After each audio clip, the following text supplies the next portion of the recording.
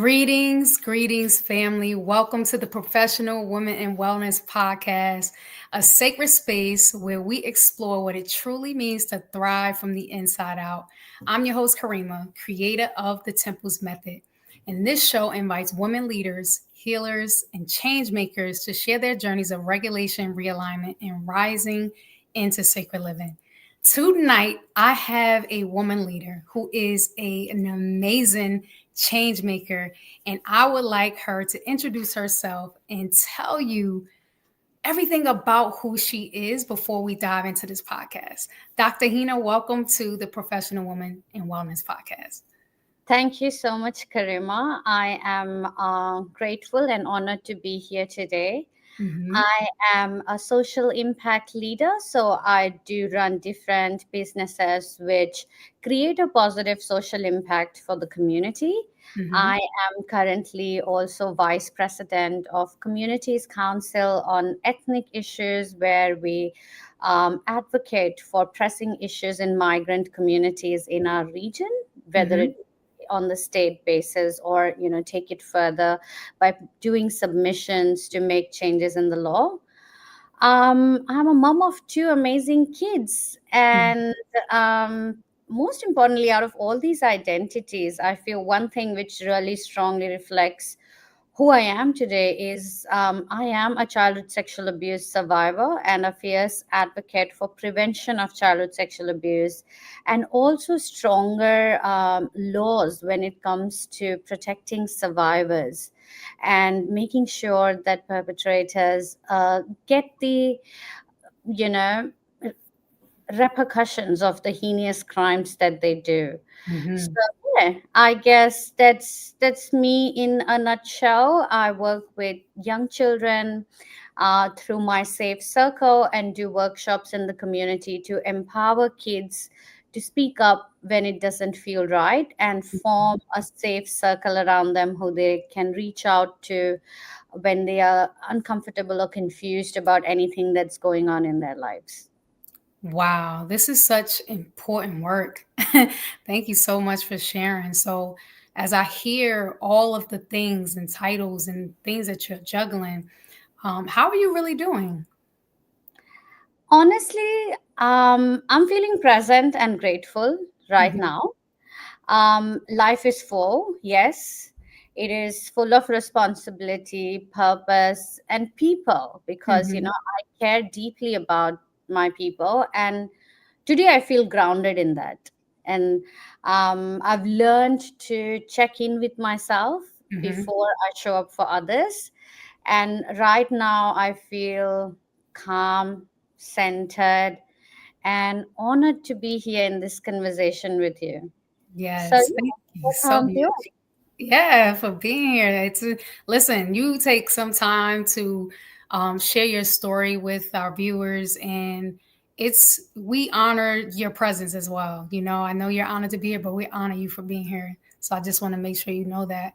Um, so now, as you speak on all the many hats that you wear, again, I want to touch on how you're able to manage it all. Was there ever a time where you were battling burnout, stress, and overwhelm, especially as a mom and a vice president? Um, how did you manage it, and what was a turning point for you? That's actually quite a relevant question at this point of Mm, um, my life and the season of my life I'm in, because last year I looked successful on the outside and leading organizations, building impact, being strong for everyone, but mm, inside I was just surviving.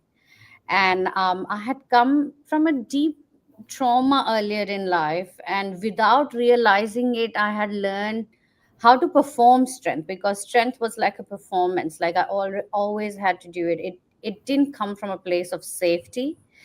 And burnout didn't actually arrive loudly, but it arrived very quietly, and just exhaustion, numbness. mhm, Sometimes that you know what your next steps are, but you just can't do it.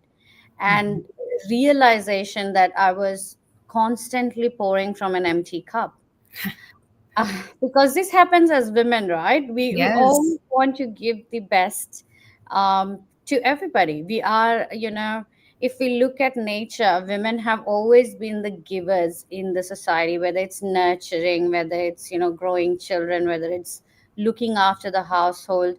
And when we move into a professional space, women often carry the same sort of responsibilities. Mm-hmm. And I realized that, resilience without regulation is not sustainable. And I learned, because often I would feel, or I would set timelines, hey, I'm going to finish this and then I'm going to have a nap. Or, if I reach this, then I'm going to go for a spa, or I'm going to go for a massage, or I'm going to go out for a walk. But I realized that rest is, it doesn't have to be a reward. It's a requirement. Like we Whew. breathe.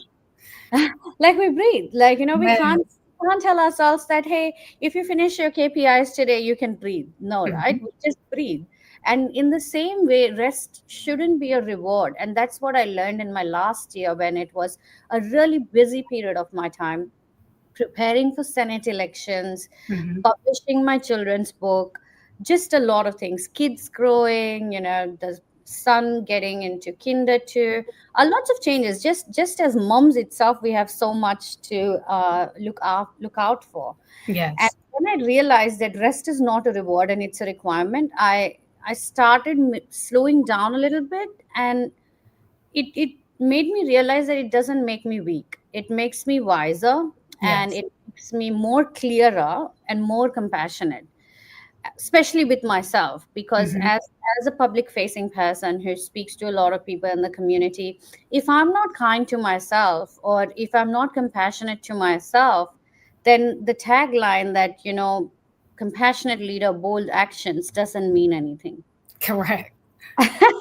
So I think what I really did was actively started slotting in times for rest in my period of the whole day, Mhm. rather than thinking I'm going to allow myself to rest if I achieve this and this. And Mhm. it has changed my perspective. And sometimes I realized that when I was not doing that, I was just pushing through to finish things, Yeah. and I wasn't in my full capacity because I was already exhausted. And Mhm. by scheduling the small gaps in my work day, or even during the weekends, after lunch, like, have a nap, Yes. encourage kids to also have a rest, like, Mhm. it's a family thing that you're doing it together. But Mhm. involve your kids, because I think as moms we often feel, oh, if we are going to rest, we're going to miss out the time with our children. We Mhm. often have, think we're going to miss out this, we're going to miss out that.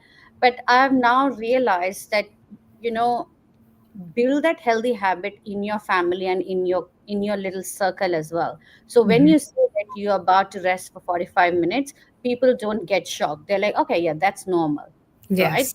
Because it's Mhm. not just about us changing, it's also about the close people around us understanding why we are doing what we are doing. Mhm. Yes. So powerful. There's one phrase that you said that stuck out to me like a sore thumb. You said performed strength. Wow.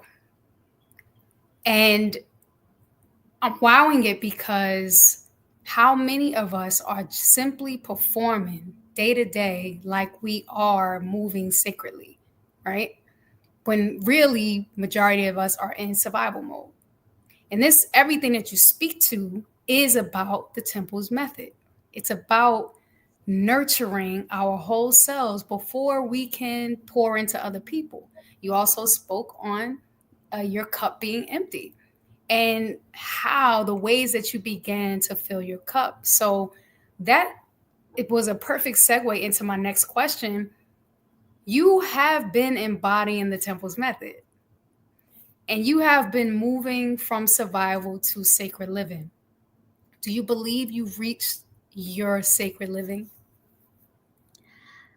Um, for me, I think survival mode, was kind of like a contingency plan.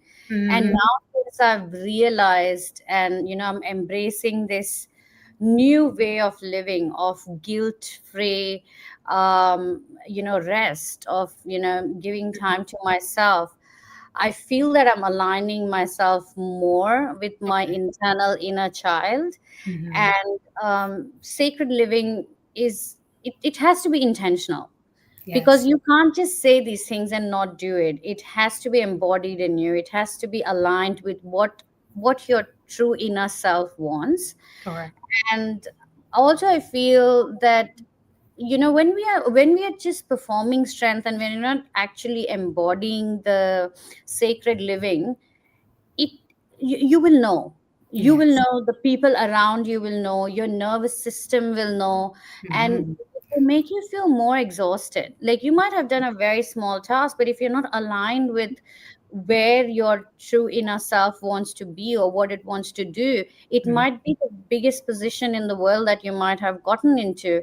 But if it's not aligned with you, you are not going to feel the best version of yourself. And I feel now, with the changes that I've made, and I'm not saying I'm perfect, I'm not saying I'm 100% aligned, because it takes time. I'm not a monk, I'm not somebody who practices meditation 10 hours per day. Yes.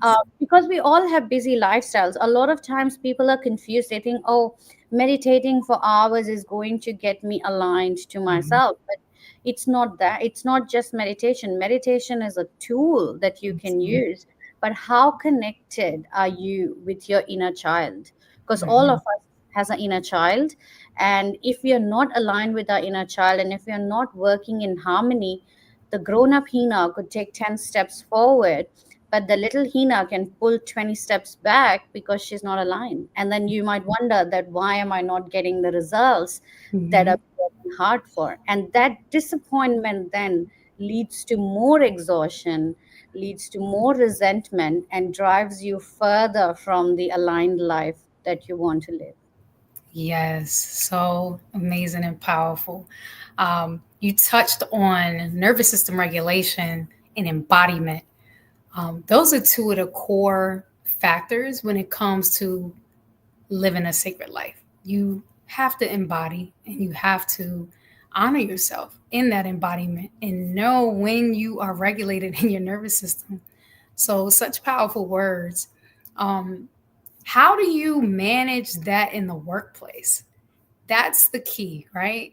So now that we know how to incorporate these things on our own, then we go into corporate spaces, which are high performing, get the job done. There's no real concept of sacredness while at work. So, what do you think organizations often get wrong, especially when it comes to women?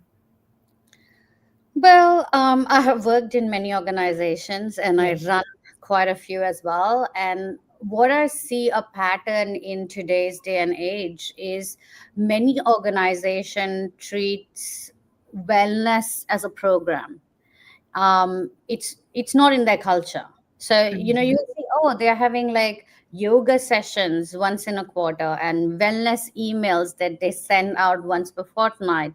But women are still rewarded when they're burnt out, they're over functioning, and they're silent about it. So Mhm. for me, that's a big red flag. Wellness cannot be just a program. It has to be embedded in your culture. And Yes. what's often missed is that what women carry, like, that a lot of women actually carry invisible labor of emotional, mental, and relational stuff going on in their lives, both Mhm. at work and at home. Because it's not like, just because you're a high performing woman and you enter your corporate space, you're going to forget about the tantrum that your 4-year-old child was having at home, and how now you're regretting that you could have dealt with it better. It Mhm. doesn't just because we move our locations, or we move from home to work or office to come back to home, that doesn't change the way our mind works. So we need to incorporate and embed the wellness for people in corporate spaces as a culture, and Mhm. not just as a program.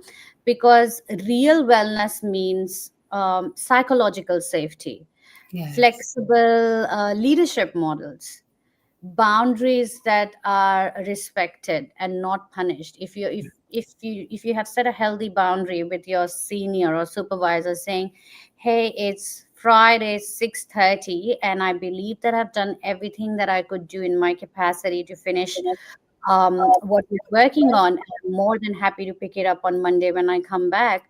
That's a good thing. Supervisors should applaud that rather Mhm. than applauding and rewarding behaviors where somebody is working until midnight to finish a project timeline. Correct.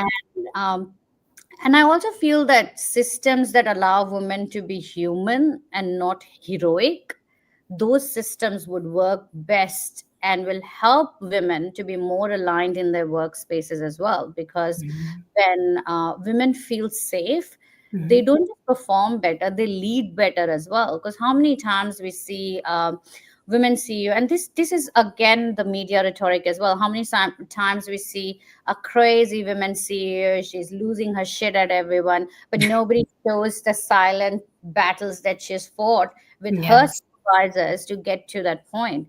And we Mhm. are in that way, and we are also rewarding women in TV shows, in movies where we are showing it that, oh, high performing women have to work until midnight, they'll Mhm. push all the deadlines.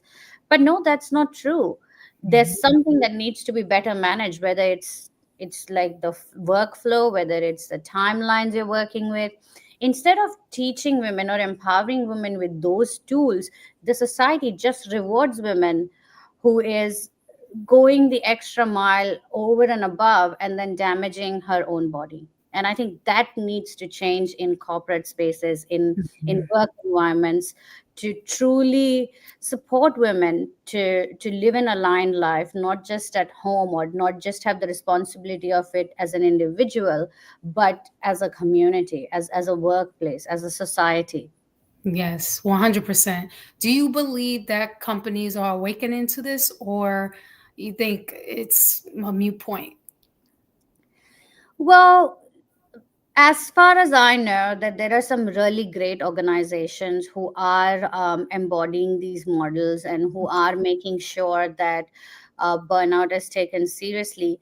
But at Mhm. the same time, there are big tech giants, and the people always want to work with those bigger companies. And Mhm. unfortunately, in the big companies, when you're taking a role, it comes with the risk of you're going to be burnt out. And not only you question yourself before you take that position, even people around you will question you, that are you sure you want to take this position, because you might have to work extra hours. And Mhm.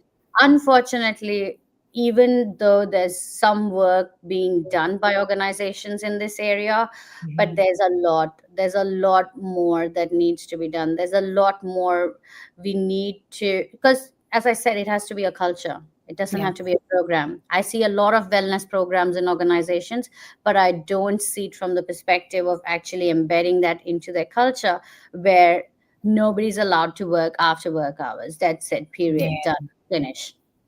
Got it. Well, Dr. Hina, you have given us so much wealth of information and knowledge tonight. What final thought can you give us around professional women in wellness and what it truly means for women to honor their temples, regardless of the circumstances that they're in? Honoring our temple looks like listening to your body, Hmm. to your intuition, and Hmm. to your limitations as well. It's because oftentimes there's this mindset where people are like, oh, I'm limitless, I can do anything, which is great. I believe in that too. But at the same time, what it looks like honoring your temple is choosing to rest without guilt, speaking the truth without shrinking yourself, Hmm. and creating space for joy, not someday. I'm not going to put a calendar blockage in my calendar saying, oh, after Christmas I'm going to spend 2 hours feeling joyful. It doesn't work that way. I have to make time today, Hmm. now, to feel joyful about the work that I do. Hmm. If you really truly want to honor your temple, you need to build your life, you need to stop building your life just around endurance. Hmm. You need to build it around alignment, because Hmm. oftentimes, um, you know we just feel that we have to endure things. This is how the women's body work. We are Mhm. made for this challenges, and if we want to have everything, we have to endure stuff. And yes, while that's true, but if you choose alignment over endurance, you will be truly respecting your tempo. And because when we honor ourselves, we give other women permission to do the same. And that is part of how collective healing begins. Because Mhm. let's be honest, if we look at statistics, there are over 60 to 70% women globally who have reported of feeling burnt out because of their work, because of their family life, or whatever they are doing. And these Yes. are just reported numbers, as I would say. I'm not a statistician, but Yes. from what I've been reading, the trend that I've been seeing, a lot of women are exhausted. And what are we actually doing to change that? And one thing I would like to say is that just remember, everybody who's listening this show, is you don't need to become more to be Mhm. worthy. You Mhm. need to remember that you already are worthy, and you are worthy to take care of yourself. You are worthy to take rest without guilt, and you are worthy to give permission to other women to also look after yourself just as you look after you. Yes, and I'll add, because you are a sacred temple. And I need people to understand that this is why we're here. This is why we're doing the work that we're doing, to help women feel seen, heard, understood, valued, and know that if they see themselves as sacred as they already are, then mountains will move, things will start to change. And that's why I created this podcast. So thank you for being a guest and sharing your personal journey with honoring your own temple. So I would love for you at this time to just tell our viewers how they can connect with you if they loved everything that you had to share. They can connect with me on LinkedIn. I believe you've already tagged me in one of the posts about this Yes. podcast today. Hmm. They can reach out to me on LinkedIn. I'm also quite active on Instagram. My Instagram handle is Hina underscore Sinha Chung. And if anybody wants to know more about the political movement that I'm working on in Victoria, Australia, they can jump on to jailnotbail.com.au, where we are advocating for stronger punishments for abusers who abuse children. All righty. Thank you so much for joining us, listeners. Remember that healing isn't about perfection, it's about presence. Take one small step this week to reconnect, realign, and rise. If you love this episode, be sure to follow and share and show up for yourself and share with another woman who's ready to step into sacred living. I'm your host, Karima McKenzie. Thank you for joining us on this episode, and we'll see you next week. Bye. Thank you.